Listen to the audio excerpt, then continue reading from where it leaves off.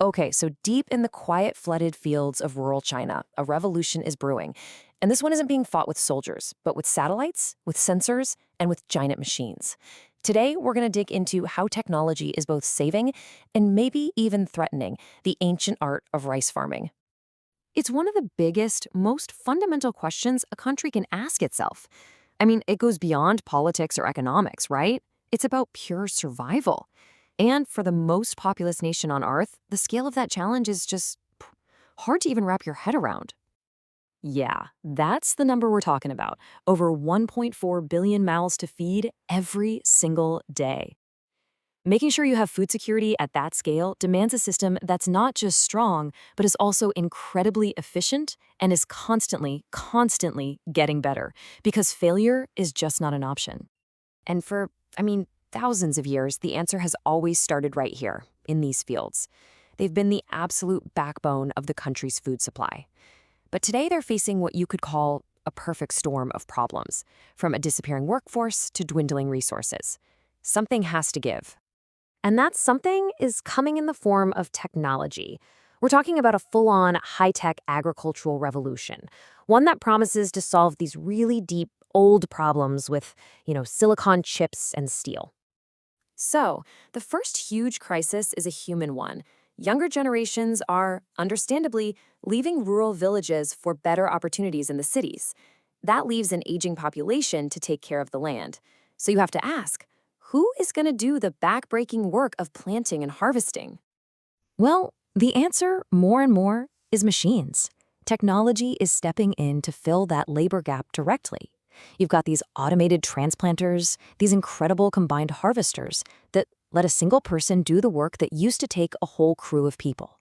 It means production can keep going, even as the countryside gets quieter.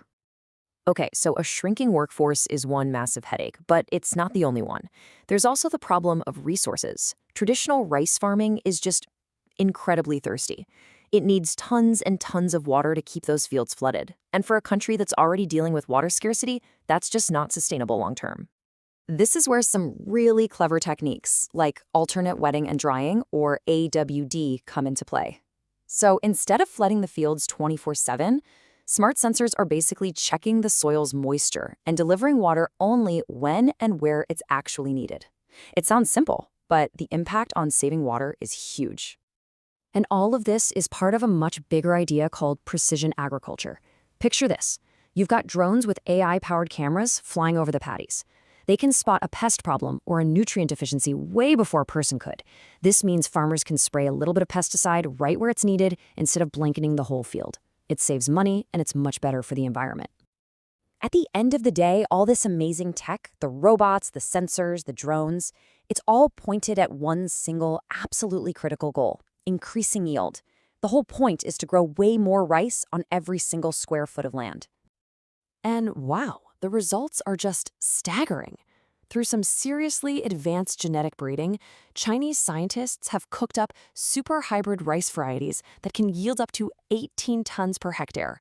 To put that in perspective, that's a monumental leap in productivity, and it's a huge piece of the country's food security puzzle. So, problem solved, right? High-tech farming swoops in and saves the day.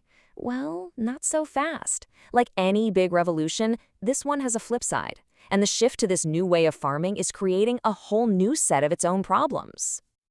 The first hurdle is just basic geometry. Most of this incredible machinery was designed for the massive, flat, wide-open fields you see in places like North America or Europe. But the reality in a lot of China is a patchwork of tiny, irregular plots, sometimes on steep, terraced hillsides. Those giant machines, they're just not built for that. They're inefficient or sometimes literally impossible to use. And, even if the land were perfect for it, you run smack into an even bigger wall: money. This stuff is expensive. A single automated transplanter or a fancy drone can cost a fortune. For the millions of small-scale family farmers out there, this technology is just financially out of reach. And it's not just the price tag either. It's about skills. These new tools demand a whole new kind of digital literacy.